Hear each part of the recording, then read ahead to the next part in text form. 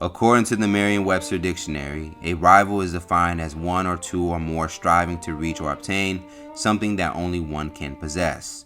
Rivalries in sports and entertainment are nothing new. Two opposing forces wanting to be the best in their field and letting it be known.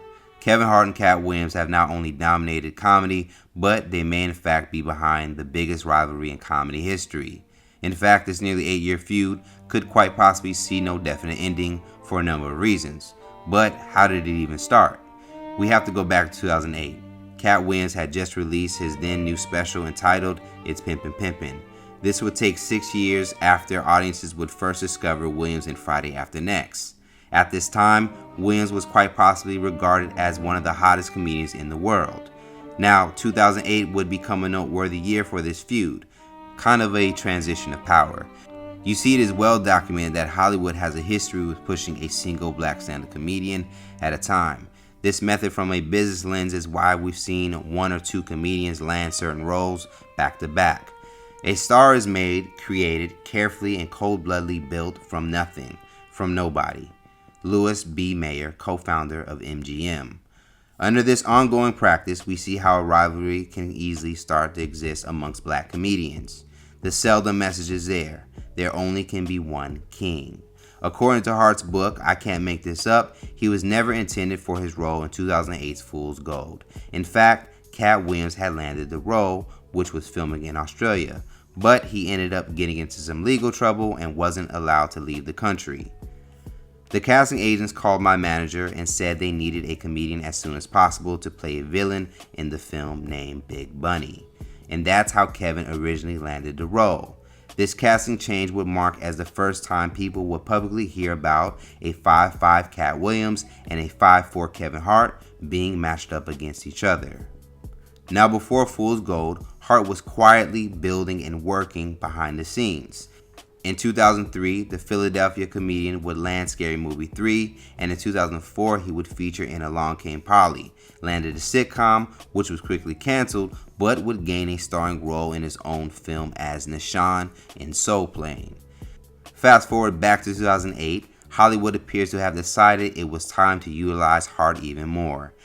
After Fool's Gold, Hart would then share the screen with Eddie Murphy for Meet Dave that same year. And again, according to Hart in an interview with The Breakfast Club in 2012, Katt was supposed to be in that instead of him. I don't even think they said what the offer was. I was like, yup. The next year, he would then get pushed to release his first 1-hour special, I'm a Grown Little Man. Meanwhile, 2009 appears to be Katt's decline in Hollywood. Despite releasing another notable special, Pimpadelic, Katt's relationship with Hollywood was slowed down. According to IMDb, Katt will only appear in one movie for the entire year, Young American Gangsters. His crown was now in jeopardy of being lost. In 2010, Hart would align with an all-star cast for Death at a Funeral. The film would feature Chris Rock, Tracy Morgan, and Martin Lawrence. Now, upon looking at this, one could see Katt Williams fitting into the equation of this movie's comedy lineup. Hart would also land 3 other movies, which included Little Fockers. And that same year, Kevin would return with another comedy special, Seriously Funny. Meanwhile, Katt would release his special 9 Lives, but would only bring in 1 film credit for the entire year. For the next 2 years, Williams' roles in Hollywood would be close to non-existent. It was in 2013 that audiences would see Williams back in another notable role for Scary Movie 5. While doing press for the film, Williams would for the first time publicly acknowledge a rival between him and Hart. I don't have a problem with Kevin Hart. I never have, simply because I'm a fan of comedy and judge a person by what they bring comedically. If I am the king, then my crown is not supposed to be able to be worn by anybody else. So now, that doesn't mean that they're not going to try and put it on somebody else's head and walk him around and tell you that he is the king. But the crown won't match, and the crown is going to be too heavy for that baby boy. So now all I say is, I want my crown back. The comedy Lord giveth, and he taketh away. The following year in 2014, a clip of Katt appeared on Vlad TV where he explained how he was able to pave the way for the Kevin Harts of the world. I told Kevin Hart's people how to make Kevin Hart because I don't mind competition. I'm really the greatest of all time, so I can build you to fight me. The rivalry was officially known, not from just Katt's words, but what both comedians bring to the stage. Katt's style of comedy speaks to a certain audience outside of the mainstream, those who care for truth. His topics mainly include politics, conspiracies, and a view of the hood today. On the other end, Kevin represents a more conservative perspective, one based on being the perfect example of a family man, stays away from politics, and other controversial topics which Katt, on the opposite, has learned to embrace. This rivalry is the ultimate good guy versus bad guy. In 2016, a group of women in Atlanta ran into Katt and asked for a picture after his show. According to the women, Katt quickly became irritated and verbally abusive. I said Kevin Hart funnier anyway, and that lit a fire under him. The next thing I know, he's charging at me. He actually hit me right here in my left temple and tackled me to the ground. We were tussling, I get kicked, and I got pulled. During that same show, Katt went on a rant about Kevin Hart. According to the Philadelphia Inquirer, Katt said even if the nigga's a puppet, it's not his fault. Don't be mad at Kermit the Frog, be mad at Jim Henson. Don't say Donald Duck when you really mean Walt Disney. I don't care nothing about what happens to Kevin. I wish him the best. I just know that somebody's hand is stuck up that baby. Understand? Oh, we're at a puppet show, boo-boo? Please believe me, you're looking at the only thing that ain't. That same weekend, Kevin seemed to have responded to Katt's comments with a humble brag. He posted a picture of himself on Instagram alongside Dave Chappelle and Chris Rock. Me and Dave Chappelle with our brother Chris Rock tonight at the Oscars. True professionals understand the importance of sticking together and supporting one another. It's about helping one another, not trying to tear each other down. The insecure ones will never understand that support and encouragement. That same month, Katt didn't appear to be done. Katt would release a video challenging Kevin to either a rap cypher, comedy battle, boxing, or basketball for $5 million. On that stage, we can put whatever you want. A full court basketball court, a boxing ring, 2 microphones for a rap cypher, or you can get your ass dusted in comedy on that stage. But it's $1 million up for each one. That's $5 million, Mr. 28 million in Forbes. Katt was going to be in Kevin's hometown of Philadelphia for a show and was ready to settle the score.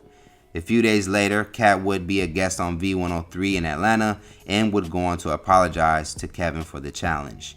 Katt said that he made a mistake, but didn't make a total mistake. He meant to cut the snake, but he meant to cut the head of the snake. That year, Katt wouldn't have any new credits, while Hart, on the other hand, would release his special, What Now?, along with several other films, and also starring in BET's Real Husbands of Hollywood. Years would go by, and the rivalry would get quiet as Kevin continued his run in Hollywood. Then, in 2018, Katt appeared on V103 again in Atlanta to support his comedy comrade, Red Grant. In the interview, Katt would criticize Kevin Hart, Tiffany Haddish, Lil Rel, Gerard Carmichael, and Hannibal Buress. Katt would imply that Kevin was not a true leading man and said he was picked. He would then go on to speak about owning his own comedy specials, which makes us point out the two also share different styles in how they conduct themselves in business. Kevin Hart has built a reputation for himself as a real deal businessman, closing deals and identifying opportunities to profit. Meanwhile, Katt appears to move a bit different to his own accord, by not always expecting a return or profit from his contribution. In response to Katt's comments, Hart would appear on The Breakfast Club to directly address Katt. My frustration with Katt Williams comes from, you keep pointing at Hollywood and the white man, this and this. When do you take responsibility for your actions? You had the shot, you were the guy, you didn't show up to work, you effed up promo shoots, you became a risk to the studio, which is why the studio stopped effing with you. Of course, Katt heard the message and went on Instagram Live to indirectly respond back to Kevin. I don't mind making $1 million a month and keeping my soul. While using that same Instagram account, Katt would later share a meme that took a direct jab at Hart for kissing The Rock in 2016 Central Intelligence. He would also let Hart know that they both can handle the matter physically. I was just in the gym and I'm headed to Mayweather's. I'ma knock your motherfucking mouth sideways, boy. I ain't Stephen A. Smith. I'm really out in these motherfucking streets, my nigga. Since 2018, Katt has gone on to win an Emmy for his role in Atlanta, released a Netflix special, appeared on Blackish in 2019, and most recently Last OG in 2020. As far as Hart, he has continued to build out his resume with films like Jumanji, The Secret Life of Pets, and a comedy special with Netflix in 2019. This rivalry appears to have happened because of what we've seen in the past.